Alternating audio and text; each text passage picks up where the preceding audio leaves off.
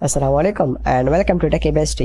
इस वीडियो में आपको बताऊंगा कि हम कैसे अपने फेसबुक पेज का नाम चेंज कर सकते हैं। मैंने ये एक पेज बनाया है, इसका मैंने नाम दिया है कंप्यूटर एजुकेशन। अभी मैं इसका नाम चेंज करके हिस्ट्री टेक रखना चाहता हूँ।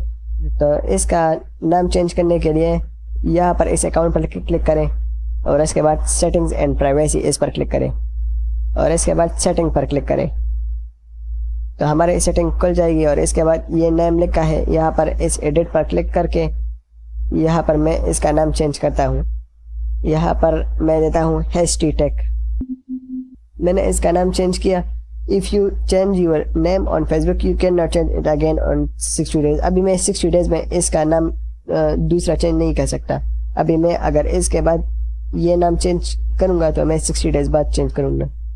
अभी मैं इस रिव्यू चेंज इस पर क्लिक करता हूँ। ये पे पासवर्ड मांग रहा है तो मैं इसका पासवर्ड देता हूँ। मैंने पासवर्ड एंटर किया और अभी मैं रिक्वेस्ट चेंज इस पर क्लिक करता हूँ तो अभी मेरे फेसबुक पेज का नाम चेंज हो गया। ये हिस्ट्री टेक ये हो गया। पहले कंप्यूटर एजुकेशन था, अभी हिस्ट्री टेक हो गया।